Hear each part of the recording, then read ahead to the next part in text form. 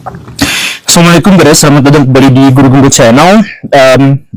Indonesia sekarang sedang dalam kondisi yang cukup genting ketika mahasiswa turun ke jalan, kemudian ketika pejabat-pejabat kita banyak yang melakukan provokasi dengan pernyataan-pernyataan mereka yang kontroversial, dan kemudian ada isu juga di luar negeri bahwa negara-negara di luar sana itu hendak mencaplok Indonesia, memecah belah Indonesia demi kepentingan mereka sendiri, dan seterusnya dan seterusnya. Ada banyak sekali kasus dan kericuhan yang terjadi sepanjang bulan Ramadan kemarin. Tetapi yang membuat miris itu adalah ada orang yang sekarang tidak penting-penting amat, justru malah memprovokasi masyarakat di seluruh Indonesia untuk berperang satu sama lain, melakukan perang sipil. Pak Habib Rizik, saya pikir sih Pak Habib Rizik sudah mati, pengaruhnya sudah tidak besar. Pak Habib Rizik itu sekarang ya sudah tidak lagi memiliki penghargaan yang memadai bahkan di antara para muhibinnya sendiri. Tetapi apapun itu, toh beliau kemarin tetap mengeluarkan maklumat Ramadan tahun 1446 Hijriah. Dan maklumat itu ingin saya rangkum, mohon baraya simak baik-baik. Maklumat itu didasarkan pada 8 poin menurut beliau. Yang pertama adalah karena di Indonesia ada kelompok monyet, gerombolan monyet yang suka menghina habaib. Siapa itu?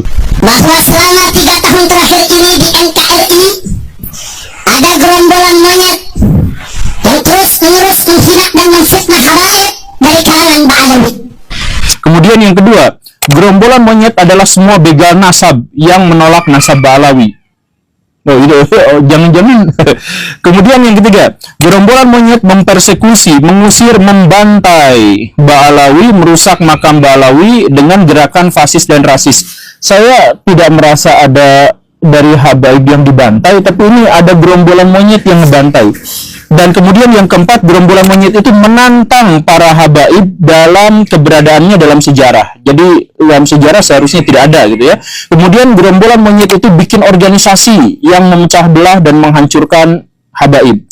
Kemudian gerombolan monyet itu sudah dilaporkan tapi tidak ditanggapi polisi karena polisi di briefing untuk tidak membahas atau tidak menindaklanjuti laporan-laporan dari habaib.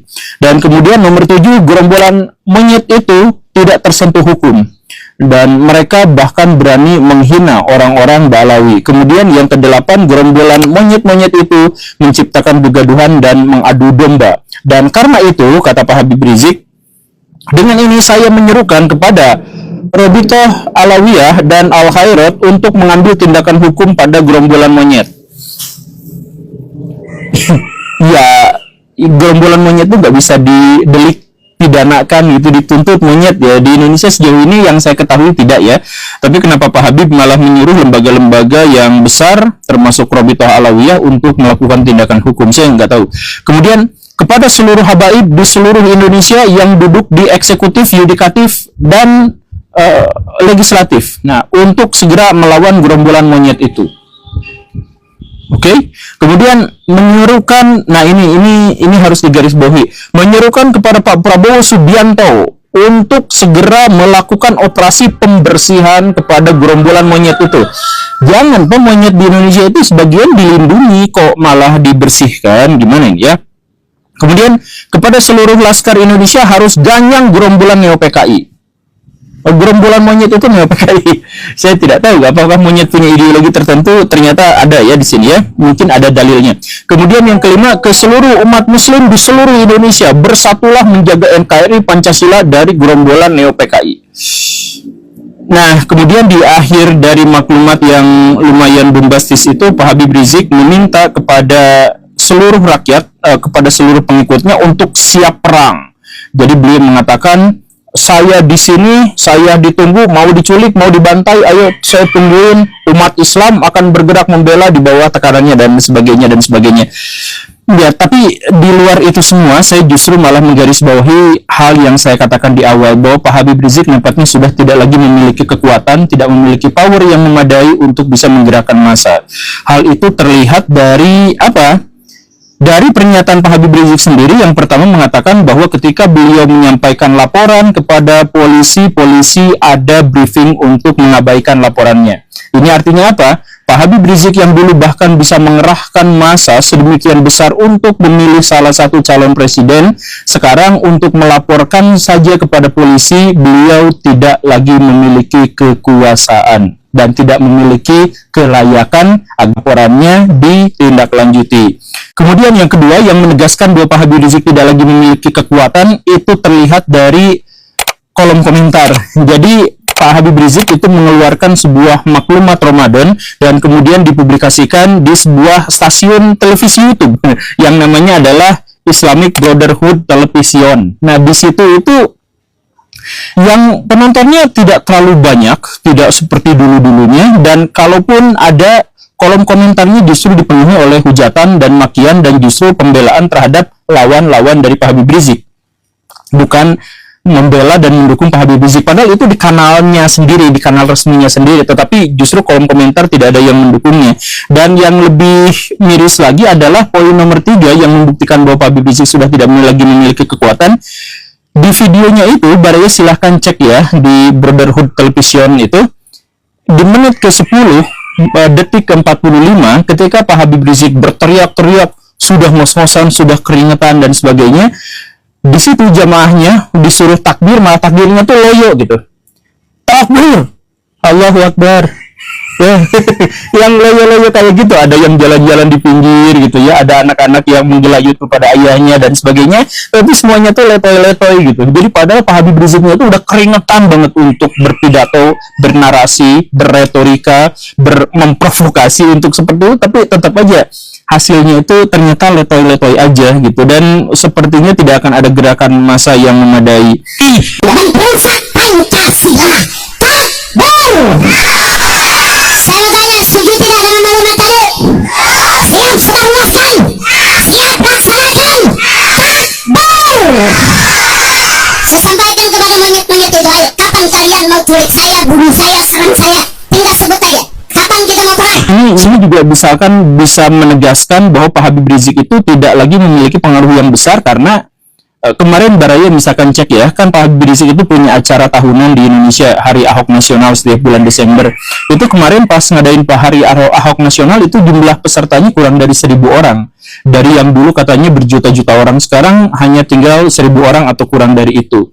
Dan kemudian ketika Pak Habib Rizik juga ngadain haul, kan biasanya kelompok Habaib itu kan punya acara haul gitu ya, di setiap kota mereka cari siapa tokoh mereka, kemudian angkat, kemudian makamnya dihias di segala rupa, kemudian kota itu bikin haul, acara ini haul di seluruh Indonesia gitu ya.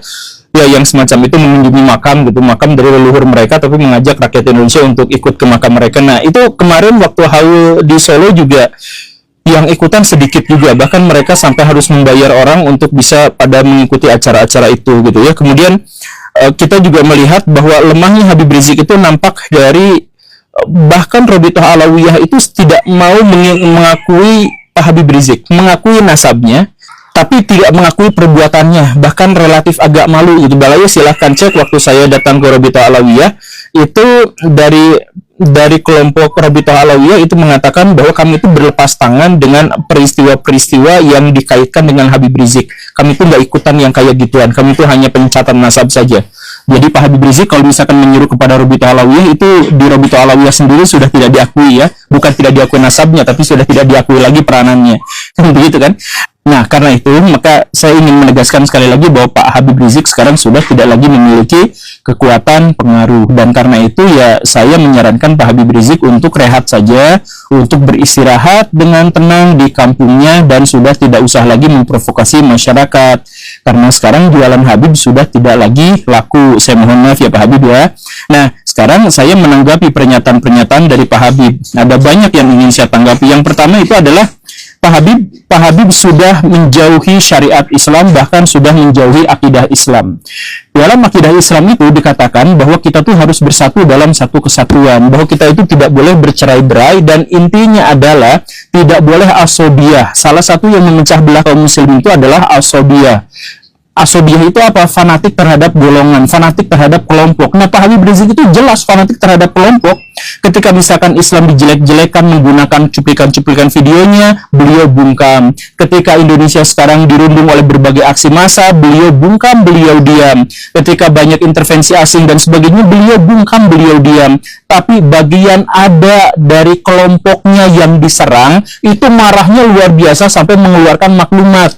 kan kata Nabi itu bukan termasuk golongan umat Islam yang marah karena kelompok, yang suka karena kelompok dan sebagainya. Ini Pak Habib sudah jelas gitu.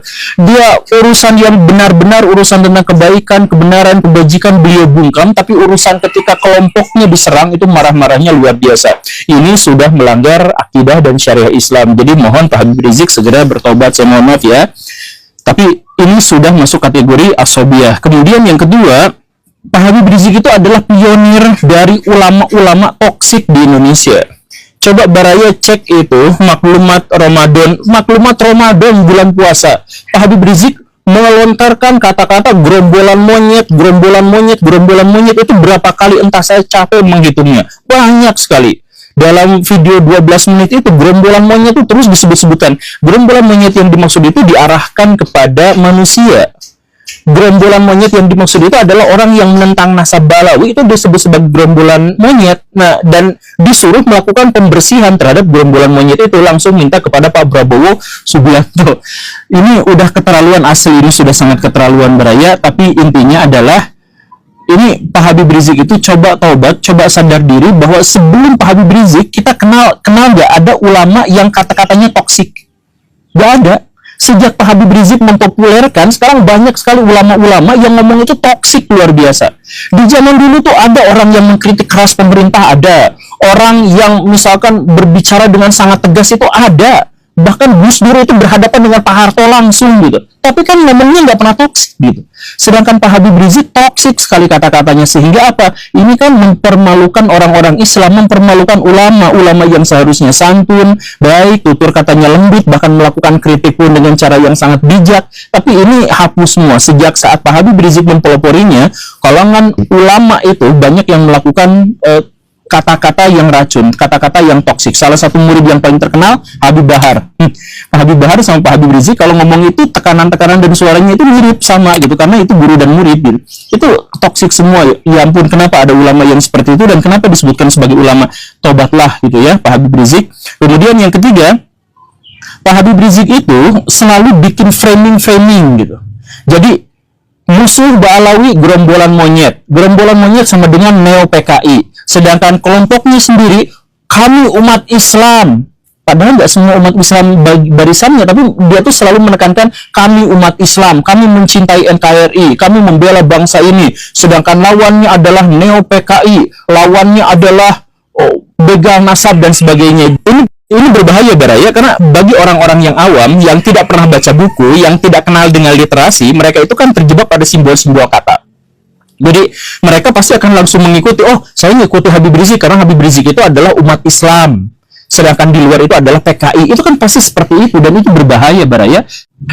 Kalau misalkan Pak Habib mau, kan katanya itu gerombolan monyet itu memecah belah bangsa gitu ya. Kalau memang mau untuk mengakurkan, justru jangan dipecah belah dengan kata-kata seperti ini. Kami umat Islam, ini kafir, kami umat Islam, ini gerombolan monyet dan sebagainya. Ya jangan seperti itu. Mendingan ikuti jalan saya Baraya. Bisa nggak Pak Habib ikuti jalan saya? Apa itu?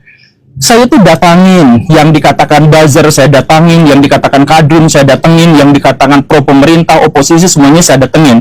Ke Ade Armando saya datang, ke Pak Ustadz Felix Xiao saya datang, ke Ustadz Basalama saya silaturahim walaupun belum kenal sampai sekarang, ke Pak Alvin Lim saya datang, ke Pak Deddy Kobuser saya datang, ke Pak Raffi Ahmad saya datang, ke Kasih Solusi saya datang. Pokoknya mau yang oposisi, mau yang gimana, mau yang Kristen, mau yang Muslim, mau yang Ustadz, mau yang ateis, apa semuanya berteman dengan saya. Bahkan saya ngontak 4 kali Pak Habib Rizik, tapi nggak mau jawab. Kenapa seperti itu? Saya datengin itu Pak Habib Bahar sendirian. Saya kemana-mana kalau ke Jakarta tuh naik ojek sendirian, bahkan nggak bawa kameramen sekalipun. Saya datang ke sana, ternyata gerbang pagernya itu Pak Habib Bahar itu ada 3 lapis ya. Iya, ya sudahlah 3 lapis. Lapis pertama katanya Pak Habibnya lagi ada di Madura, padahal ada di sana gitu ya, dan lain sebagainya lah. Saya tuh datang bukan untuk apa, saya tuh ya untuk silaturahmi, untuk menegaskan bahwa kita tuh bisa berbeda, kita tuh bisa berpandangan lain-lain macam-macam, tapi kita tuh bisa bekerja sama dan bisa saling mendukung satu sama lain. Makanya saya tuh ngajak pada orang-orang nih, saya berkolaborasi dengan siapa Baraya, silahkan cek. Dengan Kang Ferry Irwandi saya pernah ngobrol. Dengan lawannya Ferry Irwandi yang katanya logika mistika, yang hantu-hantuan apa segala rupa, saya datang ke mereka juga, ngobrol juga, diskusi. Saya ke ulama yang disebut PKI, saya datang ke oposisi yang orang ateis apa segala rupa, saya datang untuk ngobrol. Mau katanya dirujuk, tanya apa, saya datang ke Robitul Alawiyah, saya datang sendirian, ya ditemenin. Itu apa ya, karena saya tuh pengen silaturahmi dan pengen melakukan pembuktian bahwa permusuhan di media sosial itu sebenarnya ya nggak ngeri-ngeri amat. Ketika saya datang ya biasa aja gitu. Kan begitu, saya berteman dengan buzzer pemerintah, ya sampai sekarang, sampai detik ini. Saya berteman dengan oposisi, ya sampai detik ini saya masih seperti itu. Ya kenapa? Biasa-biasa aja. Nah, kenapa? Karena saya berusaha untuk mempersatukan umat. Saya ingin mempersatukan orang-orang di Indonesia. Saya ingin menegaskan bahwa diskusi itu, bahkan berbeda pendapat sekalipun, itu tetap bisa diredam dengan silaturahmi. Nah, Pak Habib Rizik nggak pernah mau itu. Sedikit-sedikit perang, dengan gubernur perang, dengan ini perang, dengan pleret perang, dengan ini perang, dan sebagainya. Tapi pas giliran mau perang beneran, umroh ke Mekah, kok bisa gitu sih? Pak Habib Rizik pas, ayo pengadilan, pas di pengadilan malah 3 tahun umroh. Jangan kayak gitulah Pak Habib. Kalau misalkan mau berani ya berani aja gitu. Saya juga berani kan datang ke rumah Pak Habib, tapi kan nggak pernah dikasih jalan. Sendirian saya mau beraya. Nah tapi intinya adalah Pak Habib ini, mas saya mohon ya, dengan segala hal yang seperti ini, saya harap si Pak Habib itu menjadi lebih dewasa dalam berpikir dan dalam bertindak gitu ya. Apalagi yang paling ngeri itu yang poin keempat ini, Pak Habib menyeru Pak Prabowo Subianto untuk melakukan operasi pembersihan pada gerombolan monyet yang menghina Ba'alawi. Ini satu, beliau itu siapa sampai menyerukan kepada Pak Prabowo Subianto. Kemudian yang kedua, kok harus melakukan pembersihan? Ya ampun, istilah pembersihan itu kan istilah yang mengerikan, Baraya. Istilah pembersihan itu sebenarnya adalah kependekan dari genosida gitu kan. Genosida itu pembersihan etnis gitu kan. Ini pembersihan. 3. Saya serukan kepada Presiden Prabowo Subianto. Ini saya pikir sih ini sudah masuk delik pidana provokasi untuk melakukan atau ajakan untuk berperang dan perang sipil gitu ya. Karena apa? Bukan karena Indonesia diancam, bukan gara-gara keadilan di sini dihancurkan, tapi gara-gara kelompoknya sendiri dihina. Jadi ini sudah, ya sudahlah. Dan poin kelima, Pak Habib Rizik, ini tanggapan saya kepada Bapak, mohon maaf sekali, tapi tolong introspeksi sedikit dan biasakan untuk melakukan introspeksi. Kalau misalkan salah ya salah, kalau ngaku kalah ya kalah, yang ngaku biasa aja seperti itu, karena ya namanya juga bagian dari kehidupan gitu. Nah ini kan nggak mau introspeksi. Jadi ketika misalkan Pak Pleret yang dikatai monyet itu, kenapa bisa seperti itu, kan ceritanya itu gini. Kelompok-kelompok habaib di Indonesia itu suka bikin cerita untuk mengglorifikasi kelompoknya. Misalkan Mbah Priuk itu orang biasa, cuman anak buah kapal biasa. Cuman hanya gara-gara beliau Habib, makamnya langsung disias sedemikian rupa, lalu dinarasikan penyebar ajaran agama Islam di Betawi. Padahal orang Betawi sudah berislam sebelum beliau datang. Kemudian di mana-mana, kalau misalkan makam Ba'alawi pasti dikatakan penyebar agama Islam di sini, penyebar agama Islam di sana. Padahal gak ada kaitannya, Baraya, bahkan itu orang biasa. Sedangkan orang-orang yang, orang-orang yang ODGJ, kalau dari kalangan habaib langsung juga dinarasikan sebagai ini wali majdub dan lain sebagainya. Kalau misalkan orang gila yang biasa itu biasa, tapi kalau misalkan yang gini, yang dari habaib itu pasti langsung diglorifikasi juga, semua aja diglorifikasi. Nah, ini akibatnya yang di Palu juga akhirnya ada sebuah bandara itu sudah punya nama, dan bahkan nama itu diberikan sama Bung Karno. Langsung namanya diganti sama nama Habib. Nah ini kan yang membuat Pak Pleret marah-marah itu kan itu. Jadi di Jakarta cek Baraya, itu nama-nama jalan semuanya diganti jadi nama-nama Habib. Padahal ya gak ada urgensi historisnya gitu. Tapi diganti, ini diganti, nama itu diganti dan sebagainya. Nah, kalau memang begini terus ya akhirnya wajar kalau misalkan banyak orang yang marah. Saya nggak mendukung Pak Pleret, karena Pak Pleret juga ngomongnya kan kurang baik gitu ya dalam konteks itu gitu. Ya tapi tindakannya di reaksinya nggak harus sampai selebay ini, Baraya. Saya ingin menekankan kepada Pak Habib Rizik, Pak Habib, tolong ya. Berkat Pak Habib, banyak ulama yang sekarang ngomongnya kasar. Berkat Pak Habib, itu NU, ormas terbesar se-Indonesia, itu pecah belah. Berkat Pak Habib Rizik itu Indonesia pecah belah pas pemilu yang kemarin itu. Kemudian berkat Pak Habib itu sekarang Indonesia itu nggak tenang. Indonesia itu sempat tenang waktu Pak Habib Rizik itu umroh 3 tahun ke Mekah. Pas balik lagi rusuh lagi. Ini jadi Pak Habib ini sebenarnya adalah biang kerusuhan. Jadi tolong introspeksi diri, mendingan tenangkan hati, tenangkan kemudian bertobat.